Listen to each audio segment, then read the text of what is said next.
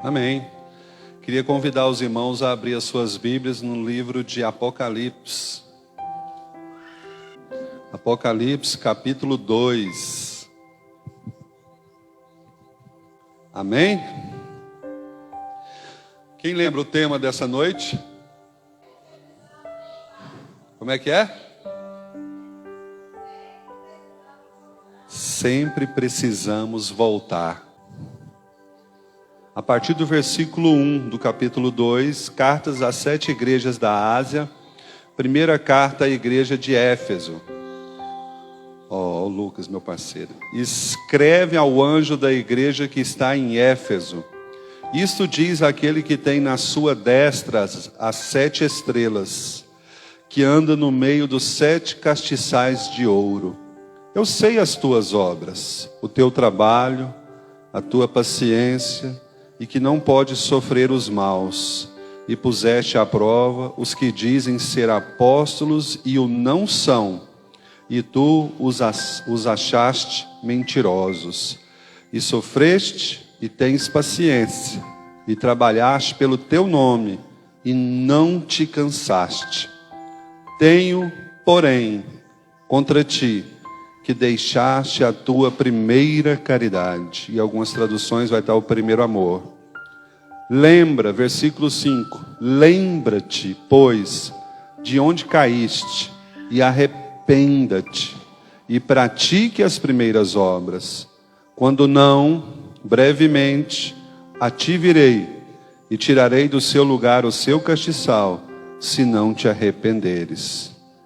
Tens, porém, isto, que aborrece as obras dos nicolaítas, os quais eu também aborreço.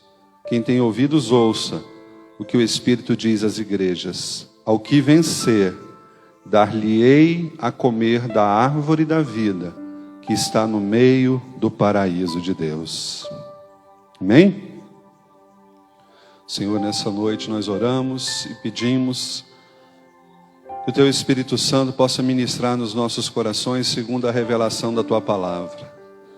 Ela por si só já esquadrinha, já discerne, já ministra, já liberta, já transforma, e nós somos apenas instrumentos, e não por causa de nós, não em razão de nós, mas apesar de nós, o Senhor permanece fiel e justo, e nos deu a Tua palavra para que dela pudéssemos viver e ser participantes. Então fale conosco nessa noite, em nome de Jesus, amém? Irmãos, vocês que nos visitam, muito obrigado, sejam bem-vindos, né? Estamos muito felizes em recebê-los aqui essa noite, vai ter um jantar após o culto, amém? Os irmãos estão com fome? Eu estou, irmão, pensa, tem que estar cheirando, coisa boa, vou judiar muito de vocês não. É sempre tempo de voltar. Irmãos, eu quero usar inicialmente uma alegoria bem simples, que eu acho que é da vivência de todos nós. Depois a gente pode usar alegorias mais profundas, mas vamos numa simples. Quando nós estamos programando uma viagem em família, julho, dezembro ou janeiro, que nós vamos viajar com a família, não é top? E arruma as malas, e compra alguma coisa, está faltando isso, e olha no porta-mala e põe um negócio, e vai pôr no outro, já vai pensando no caminho, já vai pensando onde vai parar para lanchar, já vai pensando onde é que vai parar para dormir se a viagem for longa, já tem toda aquela programação, vai criando aquela expectativa, e todo mundo, eu vou fazer isso, eu vou passar tantos dias. Não é uma coisa muito boa programar uma viagem em família? Mas quando chega o último dia da viagem para voltar, depende, né? Mas a maioria das pessoas tem muita vontade de voltar para casa. É muito bom passear, mas passear cansa. Quando você lembra assim, vou voltar para casa. É bom voltar para casa, não é? Depois de um longo passeio, é muito bom voltar para casa. Então, nós nós ficamos muito empolgados em ir, mas às vezes ficamos mais empolgados em voltar. Porque para voltar é porque a gente curtiu bastante e está cansado. E quando eu penso em volta, para voltar, eu tenho que reconhecer que o caminho pelo qual eu estava trilhando já não era mais o melhor caminho. E aqui a igreja de Éfeso, curiosamente, ela recebe mais elogios do que exortação. Mas ela recebe uma exortação extremamente difícil, que muitos de nós passamos na caminhada. Aqui ele faz uma alegoria dos 7 castiçais, das 7 estrelas. O livro de Apocalipse tem muita simbologia. As 7 estrelas, que são os 7 anjos da igreja, os pastores da igreja. Depois, quando ele fala dos 7 castiçais, ele fala das 7 igrejas. Do castiçal, do candelabro, ele fala da luz, né? da igreja resplandecer como luz neste mundo tenebroso. Então ele está dizendo assim, olha, eu sei as tuas obras. A primeira preocupação de Deus, quando ele vai falar com Éfeso, com a igreja de Éfeso. E a igreja de Éfeso é uma igreja onde o apóstolo João morou antes de ser preso em Patmos, e depois que ele foi solto em Patmos, ele volta para Éfeso. E o primeiro pastor da igreja de Éfeso foi Timóteo, que Paulo manda ele lá pastorear, o jovem Timóteo. A igreja de Éfeso, né, a cidade de Éfeso, era uma cidade rica, uma cidade abastada, que tinha como principal centro cultural a adoração à deusa Diana.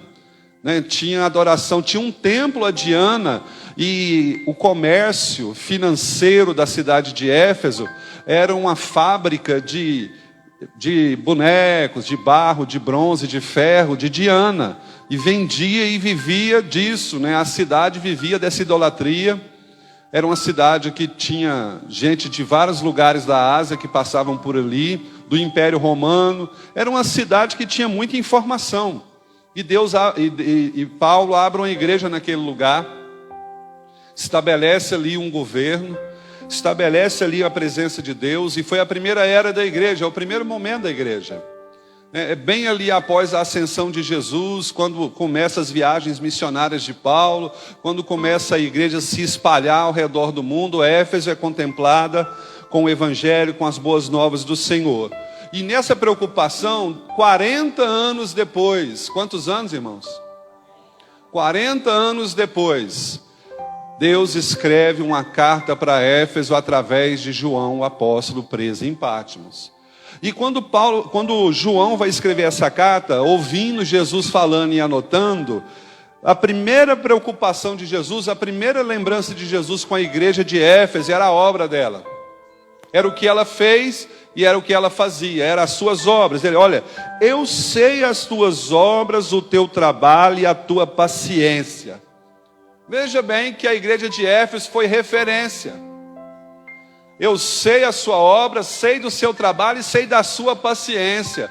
Sei que vocês trabalharam muito nesses últimos 40 anos, que vocês enviaram missionários, que vocês abriram mais igrejas, que vocês serviram com excelência, que vocês pregaram o evangelho, que vocês oraram, que vocês choraram, que vocês foram perseguidos pelo imperador Domiciano, que estão matando cristãos, que estão perseguindo cristãos, e vocês estão perseverando.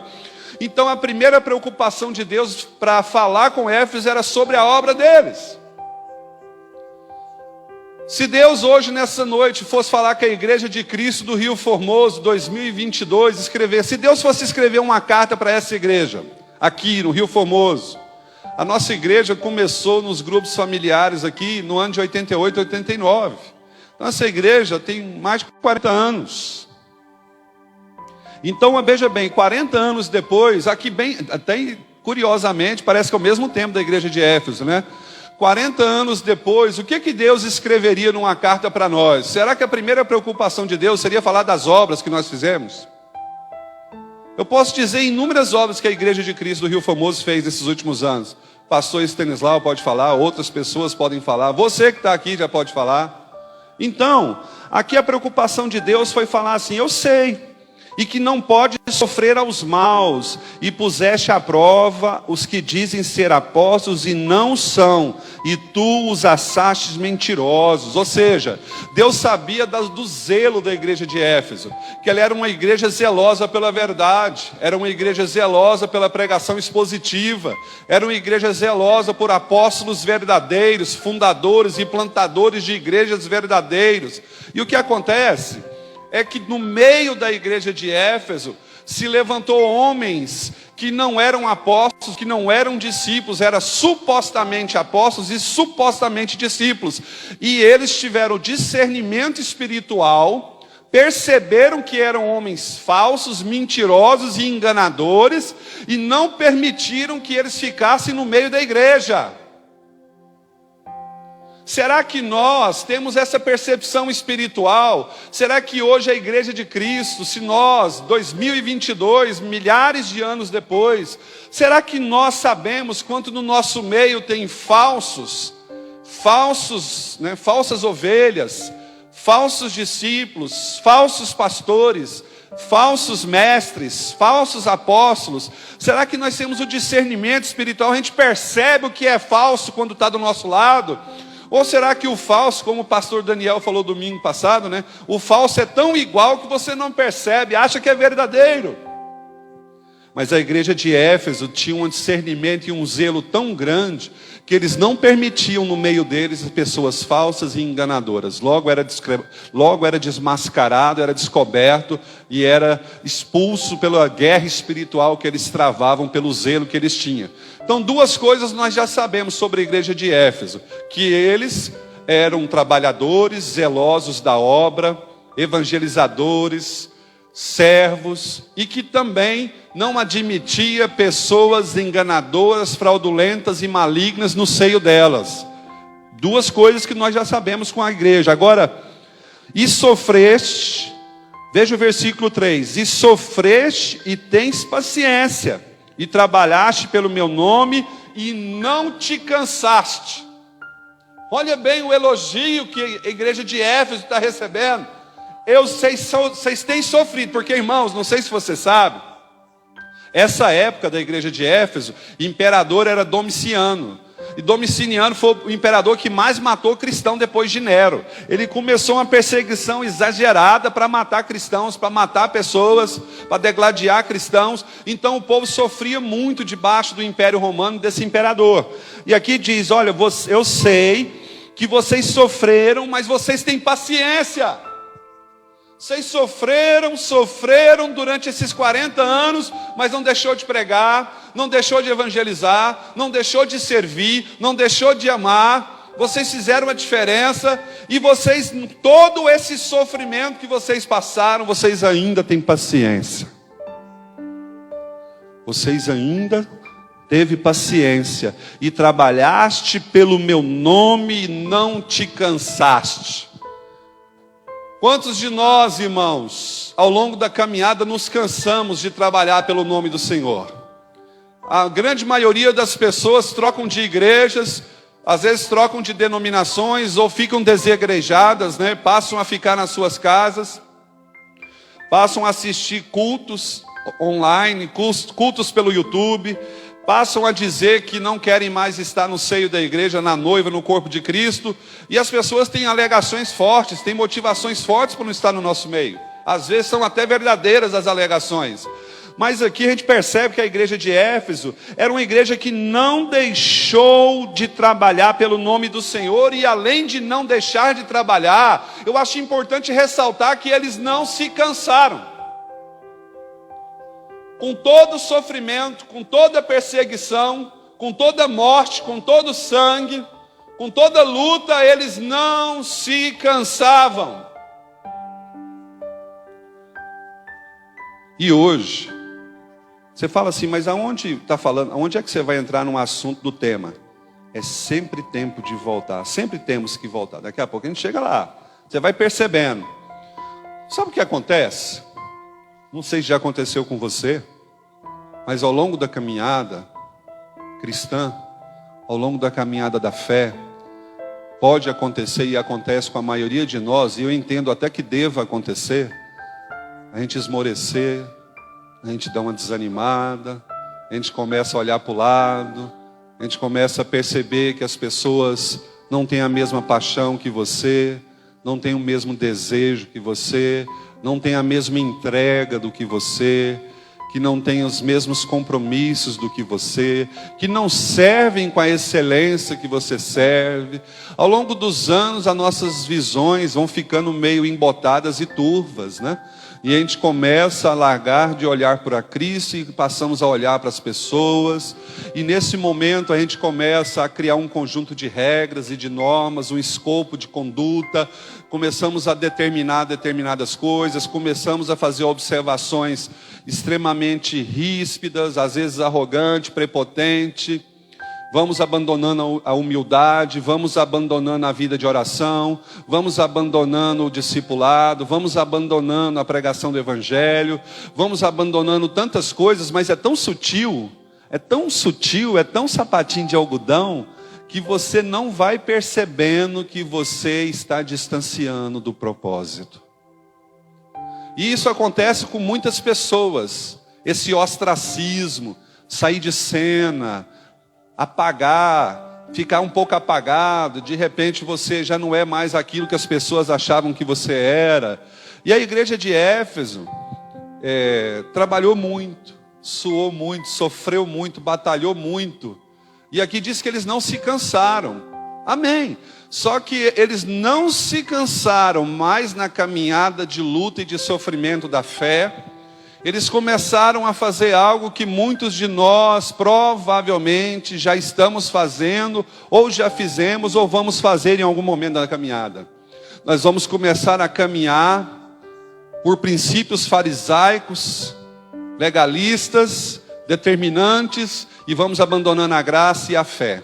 Vamos deixando de lado princípios que nos fizeram chegar até aqui. Isso aconteceu com a igreja de Éfeso. Isso aconteceu com os fariseus. Os fariseus não é que eles estavam de todo errado, irmãos. O problema dos fariseus não era serem pessoas, amarem a lei, cumprir a lei, obedecer a lei, criar até leis que não estavam na Torá. O problema dos fariseus é que eles pediam para as pessoas executarem o que eles não executavam. Eles punham um jugo sobre as costas das pessoas de coisas que eles não carregavam. Eles impunham sobre a vida das pessoas naquela época obrigações, cerimônias que eles não executavam, que eles não faziam. Aí a caminhada fica cansada. Aí você começa a caminhar por obrigação e não mais por amor. Você começa a caminhar muito mais por medo do que por amor ao serviço ao Senhor. Você começa a ter medo de não estar presente. Você começa a ter medo de não estar um nome envolvido nas coisas. Porque você mudou o seu princípio. Você mudou a sua perspectiva. Outrora você servia por fé. Agora você serve por todo um escopo de lei e obrigações que te impedem. Se você não servir, você é visto diferente. Se você não estiver envolvido, você não é percebido. Como é que é aquele ditado secular? Quem não é visto? Quem não é visto? Aí a gente começa a perceber esse ditado, que a igreja gosta desse ditado. A igreja evangélica gosta muito desse princípio, né? Olha, às vezes você não está mais aquilo que você um dia foi, mas ainda assim quer ser notado. Você não tem mais o zelo que você já tinha, que você já teve, mas você ainda quer ser notado. E a igreja de Éfeso recebe elogios. Ela diz: olha, eu sei as suas obras, sei o seu trabalho, sei da sua paciência, sei que você sofreu muito, sei que não aceitou coisa errada no meio de vocês. Quem era mentiroso, vocês mandaram embora. Vocês sofreram, vocês têm paciência, vocês trabalharam muito pelo meu nome, não se cansaram, fizeram a diferença. E o versículo 4 vem: mas tenho, porém. Mas tem um porém. Repete comigo, irmãos. Sempre tem um porém com Deus.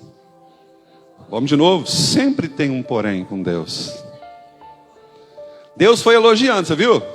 Não, vocês sabem a diferença. Mas eu tenho porém contra vocês. A igreja de Éfeso tem algo contra vocês. Vocês deixaram o primeiro amor. Vocês não fazem mais como vocês faziam. Vocês sofrem, mas não sofrem mais como sofria outrora. Vocês têm paciência, mas não têm mais paciência como vocês tiveram em outro momento. Vocês trabalham pelo meu nome, mas não trabalham mais com o mesmo princípio que vocês trabalhavam antes. Agora vocês fazem porque vocês têm medo. Agora vocês fazem porque vocês estão acostumados. Vocês fazem porque parece que vocês não sabem fazer outra coisa, então continuam fazendo. Vocês abandonaram, deixaram o primeiro amor. E quantos de nós, irmãos, deixamos o primeiro amor na caminhada e não percebemos que deixamos? Mas muito de nós deixamos o primeiro amor de maneira tão sutil, tão assim ínfima, que você nem percebe. Você só percebe quando você já está chafundado na sujeira, no legalismo, no farisaísmo, num conjunto religioso. Você está acostumado com a religião, mas não está mais acostumado com Jesus. É isso que aconteceu com a igreja de Éfeso. Eles desacostumaram da pessoa de Cristo e acostumaram com as cerimônias e com as leis. Continuaram fazendo, mas não mais com amor, mas por obrigação e por medo e por responsabilidades, dos quais, se não me verem fazendo, o que vão falar de mim? Então eu tenho que continuar fazendo. Tenho, porém, contra ti que deixaste o teu primeiro amor. Ou na minha tradução aqui, a primeira caridade. Versículo 5, que é o versículo chave da palavra dessa noite. Lembra-te. Lembra-te. Olha para o irmão que está do seu lado e fala para ele assim: você consegue lembrar? Olha para ele e pergunta: você consegue lembrar quando foi que você mudou o jeito de caminhar com Deus? Tem gente aqui que é nova convertida, né? Ainda está no caminho, está começando, então nem percebe ainda, né? Mas quem tem muitos anos, percebe. Sabe que não é a mesma coisa. Sabe que o zelo não é o mesmo, o temor não é o mesmo, muitas coisas mudaram. Mas o grande conselho, quem foi que escreveu para a igreja de Éfeso? Quem foi que mandou escrever para Éfeso? Fala assim, igreja: Jesus. É ele que está escrevendo para a igreja. E João está só anotando. Lembra-te, pois, de onde caíste. Bom, quando eu falo de voltar fala reconhecer que você errou. Só tem jeito de voltar quando eu reconheço que eu saí do caminho. Ninguém volta se não acha que está no caminho errado. Se você ainda acha que está no caminho certo, você não entende que tem que voltar, porque você não acha que está errado. Não é assim? O orgulho não deixa as pessoas voltarem. Satanás, Lúcifer, ele estava lá no céu, ele estava lá no paraíso. Ele era um anjo. Ele fazia parte do ministério de louvor do céu. O homem entendia de música, de composição. O homem conhecia de arpejos, de acordes, de dissonante, de minuta, de afinação de voz. Esse é o nosso adversário, ele conhecia esse mundo. E ele estava lá e ele se rebelou contra Deus, achando que podia ser igual a Deus, ter o mesmo. Ele na verdade começou a pensar assim: sabe de uma coisa? Eu tenho o mesmo poder que Deus. Eu tenho a mesma coisa, nós aqui, mesmo poder. Ué. Ah, não. E nós seguimos a ordem desse caboclo aqui. Não, peraí. Chamou um terço dos anjos e falou assim: vocês viram aí, nós temos o mesmo poder dele e a gente vai ficar obedecendo? E a Bíblia diz que ele foi lançado do céu como um raio. E o inferno foi feito para ele e os anjos. E de lá para cá, ele tem guerreado contra nós, para que nós não entremos na promessa. Para que nós não entremos na terra prometida e participamos das belezas espirituais que existem para nós. Nós aceitamos as acusações, desistimos da caminhada, abandonamos o amor, o serviço, a entrega. Começamos a falar assim: eu não vou fazer porque o pastor Idelbrando não faz. Eu não vou fazer porque a Juliana não faz. Eu não vou fazer porque o Danilo não faz. Nós começamos desse jeito, irmãos. Nós começamos a olhar para as pessoas e falar assim: eu não vou fazer porque o fulano não está fazendo. Ninguém está fazendo. Se ninguém está fazendo, por que eu vou fazer? Começa desse jeito ou não, igreja? Começa ou não desse jeito, igreja? As pessoas começam a olhar umas para as outras e dizer assim: o Joãozinho não está fazendo. O Joãozinho não ora mais, o irmãozinho não vai nas orações mais, o irmão não vai nos evangelismos mais, os irmãos não vai nas visitas mais, a gente faz as coisas, os irmãos não vêm. Aí você começa a gerar uma ódio, uma ira dentro do seu coração, você começa a ficar com raiva, você começa a ficar nervoso, você começa a virar juiz, você começa a virar legislador, você começa a apontar o dedo, você começa a julgar, você começa a criticar, você começa a ficar ácido, você começa a ficar irônico, você começa a ficar insuportável, você começa a achar que é Deus. É ou não é assim? De repente você começa a ser Deus na vida das pessoas e na vida da igreja, na vida da congregação. Lembra? O primeiro amor nem existe mais. Você agora está fazendo por lei, por cumprimento de normas. E se você não faz igual eu estou fazendo, você está errado. É assim que funciona. E aqui Deus está falando para a igreja de Éfeso, lembra. Você consegue lembrar? Vou fazer um exercício com os irmãos. Você consegue lembrar quando você converteu? Estou falando para quem não nasceu num lar cristão. Eu não tive oportunidade. Eu converti com 17 anos. Você que converteu, que veio do mundo para a igreja, né, que estava nas trevas e foi alcançado por Jesus. Quem lembra o dia que levantou a mão e falou assim: eu recebo Jesus como Senhor e Salvador? Quem lembra o dia? Quem lembra o dia? Coisa boa. Você lembra o dia do seu batismo? Lembra? Lembra o dia que você desceu nas águas? Quando você saiu daquelas águas, você sentiu que tudo ia ser diferente? Eu senti. Irmão, quando eu saí, o batistério era aqui, ó. Quando eu saí de dentro daquela água, parece que eu estava pronto para dar raquetada na cara do diabo, para chutar tudo. Eu estava firme assim, agora vai. E de repente, vem umas guerras, vem algumas coisas, e você percebe que não é tão simples igual parece. Não é assim? Você consegue lembrar? Irmãos, eu me lembro que a minha avó já faleceu tem 13 anos. Ela batizou aqui, aceitou Jesus e batizou aqui na igreja. E eu morava com a minha avó, não morava com a minha mãe. Aí, quando eu converti, eu me apaixonei tanto, estava falando isso para o Daniel hoje.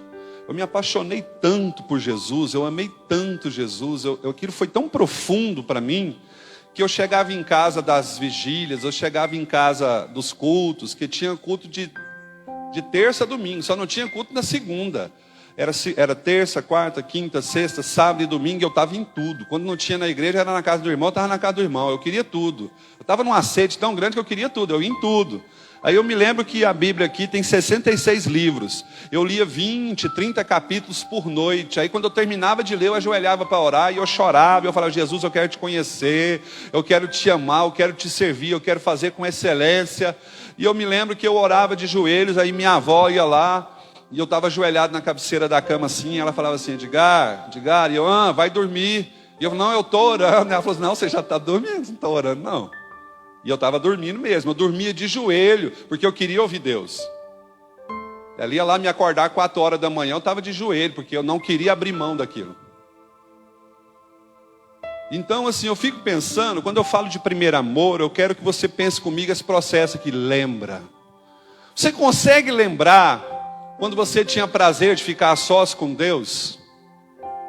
Que você tinha prazer de fechar a porta do teu quarto e ficar horas ali dentro e o tempo parecia não preocupar, o relógio para você não fazia diferença. Quem já foi assim com Deus? Que o relógio não fazia diferença. Você entrava no quarto, fechava a porta, e eu lembro que eu sentia anjo tocar na minha mão, eu sentia a presença de Deus, eu orava em línguas dentro do meu quarto, eu chorava, eu deitava no chão, eu sentia que meu quarto estava cheio da glória de Deus, e aquilo para mim era tão profundo que eu pensava assim: gente, não tem pastor aqui, não tem líder aqui, não tem ninguém aqui, só tem eu e Deus aqui, e Ele está me ouvindo, e Ele está me tocando, Ele está me mexendo, Ele está falando comigo, Ele está tratando comigo, e eu chorava, eu falava: gente, que coisa mais linda, eu não sabia que você existia, que existe um Deus que relaciona comigo dentro do meu quarto, só eu e Ele. Isso traz marcas indeléveis na pessoa. Eu acho impossível alguém desviar, irmãos, porque não tem como você experimentar isso e você um dia dar as costas para tudo isso e pensar que isso foi mentira. Você começar a experimentar a lei, os julgamentos, você começar a virar um aponta-dedos, ao invés de orar: lembra, pois, de onde caíste, e arrependa. É tão difícil arrepender se eu não entendo que eu errei. E a igreja de Éfeso se perdeu no meio do caminho, ela nem sabia que tinha errado. Na verdade, Éfeso não sabia que tinha perdido o primeiro amor.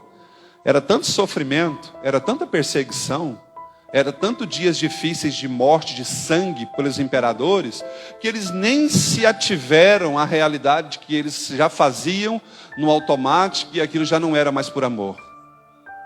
Quantos de vocês que estão aqui nessa noite, quantos de nós, em algum momento da caminhada, a gente começou a fazer as coisas pelo automático? Quantas vezes eu já fui convidado para pregar e já não orava mais para pregar?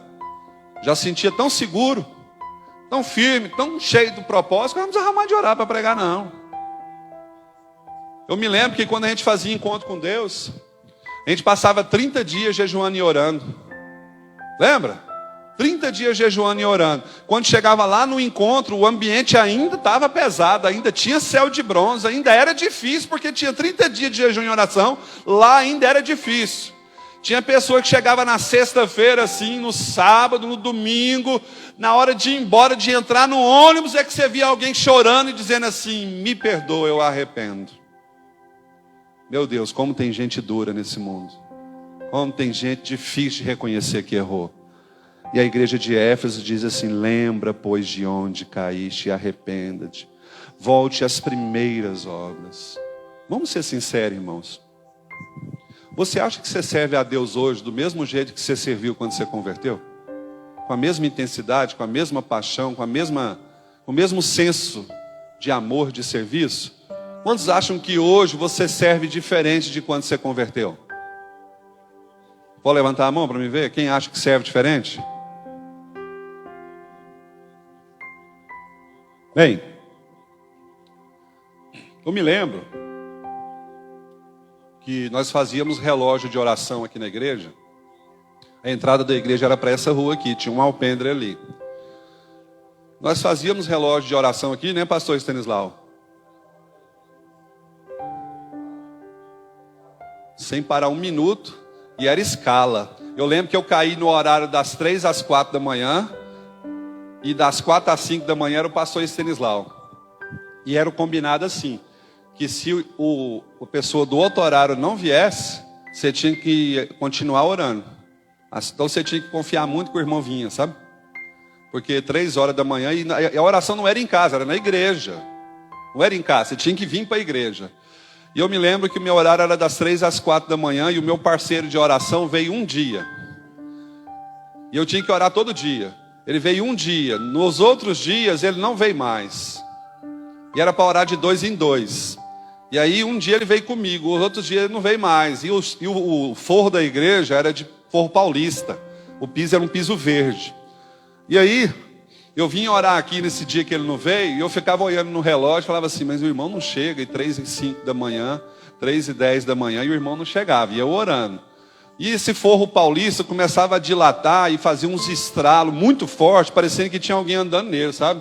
Aí quando eu ouvi os estralos, eu sozinho aqui 3 horas da manhã, eu falava assim: sai, Satanás, vai embora, diabo, não me atrapalhe. E eu morrendo de medo, irmão, e eu orando: sai em nome de Jesus. Eu orando aqui, sei nem se era o diabo, era só o estralo mesmo, era só o dilatando o negócio, e eu morrendo de medo, mas orando. Aí eu ficava feliz, porque depois de mim era o pastor Estanislau, sabia assim: ele não vai furar comigo. Pastor Estanislau, e aí 4 horas da manhã ele chegava, eu ia embora.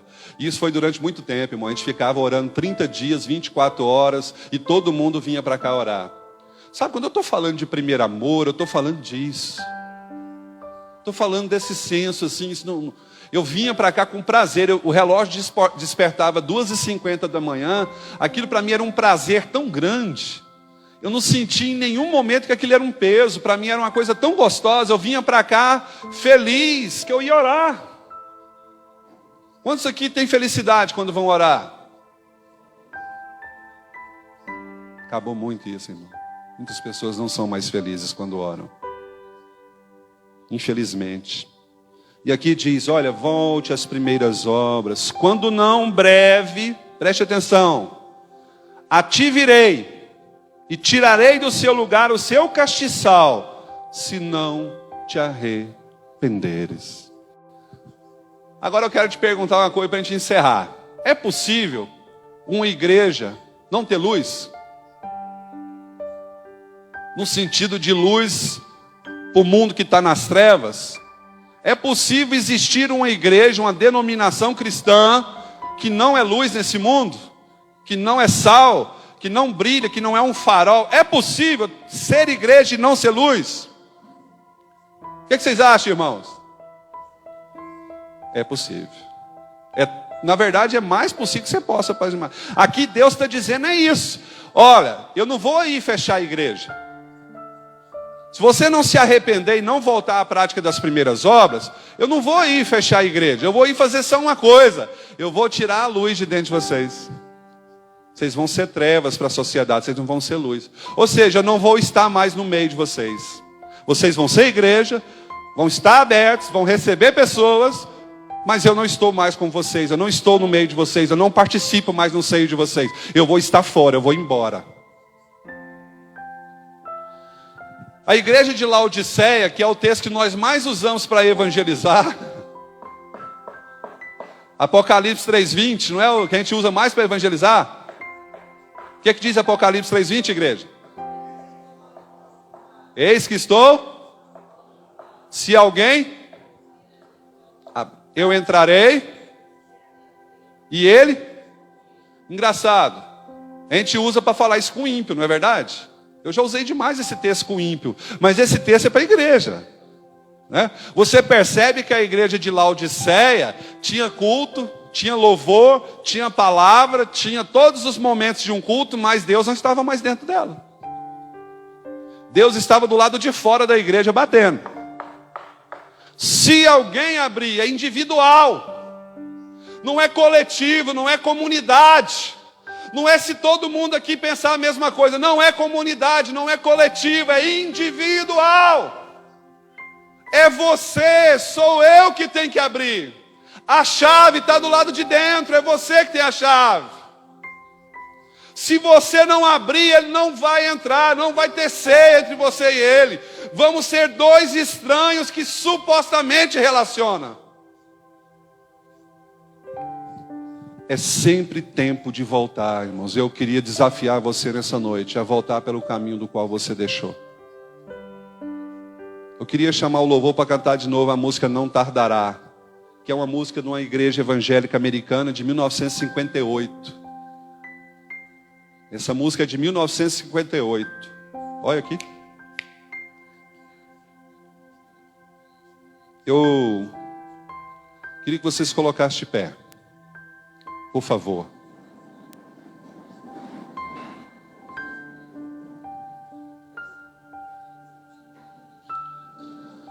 Sabe, igreja?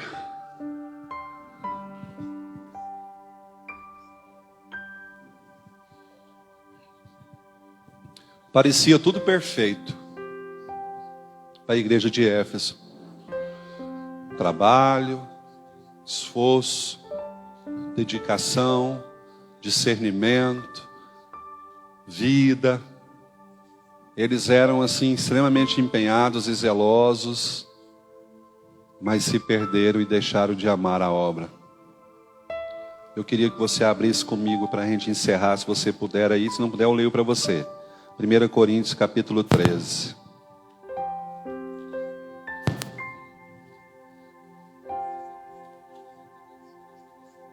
Primeira Coríntios capítulo 13 diz assim, a partir do versículo 1: ainda que eu fale as línguas dos homens e dos anjos e não tiver amor, serei como o metal que soa ou como o sino que tine. Ainda que tivesse o dom de profecia e conhecesse todos os mistérios e toda a ciência, ainda que tivesse toda a fé, de maneira de transportar um monte de um lugar para o outro, e não tiver amor, nada adianta. Ainda que eu distribuísse toda a minha fortuna para sustentar os pobres, e ainda que entregasse o meu corpo para ser queimado por Cristo, se não tiver amor, nada disso vai ter proveito. O amor é sofredor, o amor é benigno, o amor não é invejoso, o amor não trata com leviandade, o amor não se ensoberbece, O amor não se porta com indecência. O amor não busca os seus próprios interesses. O amor não se irrita. O amor não suspeita mal uns dos outros. O amor não folga com a injustiça. O amor folga com a verdade. O amor tudo sofre, tudo crê, tudo espera e tudo suporta. Meu desafio para você nessa noite é lembrar se você ainda serve a Deus com amor. Se você ainda se encontra servindo a Deus com amor. Ou se você hoje está meio que no automático, faz tudo meio que naturalmente, sem zelo, sem temor. Que tipo de serviço ou desserviço que você tem oferecido ao Deus que você serve? Quero aqui de púlpito e de altar agradecer a vida do pastor Ideobrando por ter devolvido para mim a oportunidade de voltar a sonhar. Eu nunca vi ele sem sonhar. Eu nunca vi ele sem pensar uma possibilidade diferente de algo que pode ser feito. E eu quero dizer para você, sonhe como José sonhou. José foi preso, José foi vendido, José foi humilhado, José sofreu todo tipo de coisa que ninguém quer sofrer. Mas o sonho dele de quando ele tinha lá de seus 16, 17 anos, aconteceu quando ele tinha lá os seus 35, 40 anos de idade. Passou-se muitos anos, mas o amor estava dentro de José. José não abriu mão. José não se perdeu no meio do caminho. É sempre tempo de voltar. E eu queria convidar você a voltar. Volta. Volta para o primeiro amor. Às vezes nós estamos igual a igreja de Éfeso. A gente faz tudo com excelência, mas não ama mais. Faz tudo assim com muito esmero, mas não ama mais.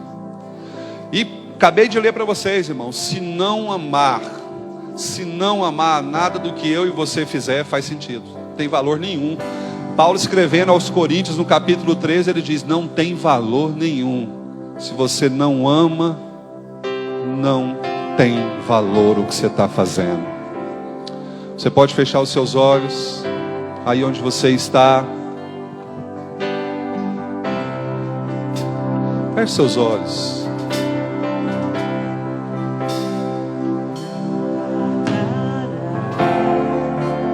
Fala com Deus aí no seu lugar. Pede o Espírito Santo para te revelar onde você caiu. Enquanto você lembrar onde você caiu, volta lá. Pede perdão para quem você precisa pedir perdão. Conserta com o que você tem que consertar.